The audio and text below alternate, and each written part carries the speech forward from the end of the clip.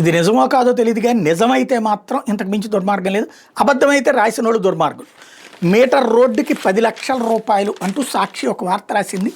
ఏదైతే తాజాగా అమరావతిలో జరుగుతున్నటువంటి నిర్మాణానికి సంబంధించినటువంటి అంశం.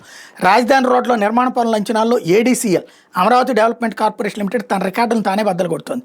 ఈ 13 రహదారిని 6 వరుసల లేన్లతో NH-16 వరకు పొడిగించే పనులు కిలోమీటర్కి 66.18 కోట్ల చొప్పున కాంట్రాక్టర్కి అప్పగించిన ఏడీసీఎల్ తాజాగా సీడ్ యాక్సెస్ రోడ్డు 3వ దశలో 6 వరుసలతో 755 మీటర్ల పొడవు, ఇందులో కృష్ణా వెస్ట్రన్ డెల్టా కాలువ మీద 130 మీటర్ల పొడవుతో నిర్మించే స్టీల్ బ్రిడ్జితో కలిపి నిర్మించి పాత మంగళగిరి హైవేతో కలిపే పనులకి 61.67 కోట్లను కాంట్రాక్ట్ విలువగా నిర్ణయించి టెండర్ నోటిఫికేషన్ ఇచ్చింది.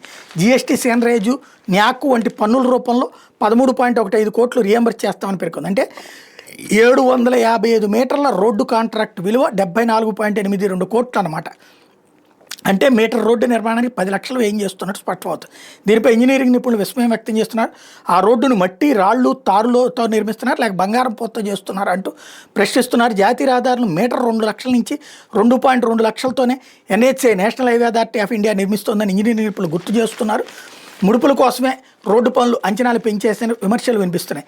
రాజధాని ప్రధాన ప్రాంతానికి సీడ్ క్యాపిటల్ కోల్కతా చెన్నై జాతీయ రహదారిని అనుసంధానించేందుకు సీడ్ యాక్సిస్ రోడ్ E3ని ఏడీసీఎల్ నిర్మిస్తోంది. అందులో భాగంగా ఈ రోడ్డుని పాత మంగళగిరి హైవేతో అనుసంధానం చేసే పనులని 3వ దశలో టెండర్ పిలిచింది. 3వ దశలో 755 మీటర్ల పొడవున 6 వరుసల స్ట్రీట్ లైట్లు, ఫుట్పాత్, యుటిలిటీ డక్ట్లు, వరద నీటి వ్యవస్థ వంటి మౌలిక సదుపాయాలతో నిర్మించే పనులకు టెండర్లు పిలిచింది.